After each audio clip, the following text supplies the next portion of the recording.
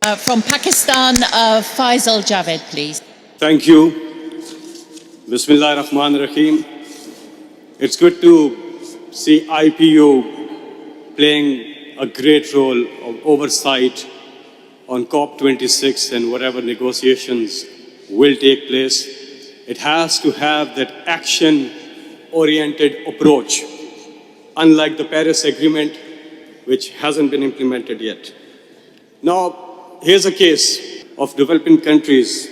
For instance, Pakistan contributes less than 1% of the global greenhouse emissions, but yet it is constantly among the top 10 countries mostly affected by climate change.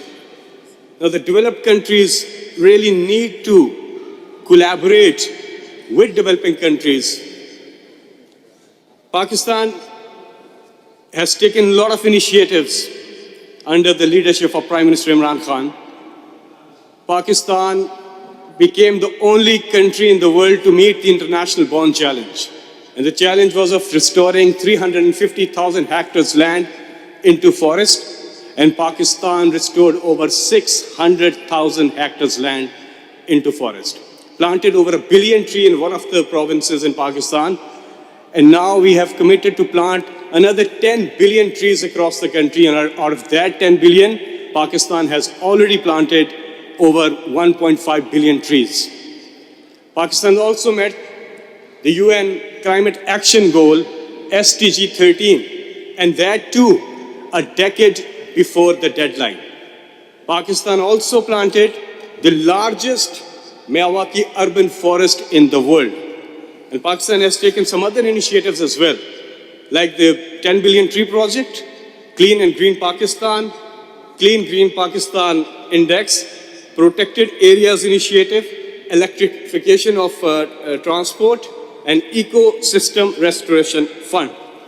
Now we are playing our part, but the developed countries really need to come forward and collaborate with developing countries in terms of this green recovery post-pandemic.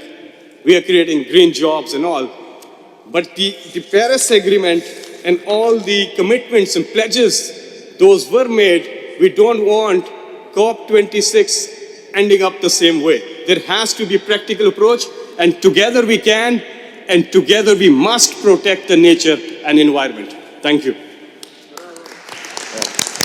Thank you for that strong call for action. And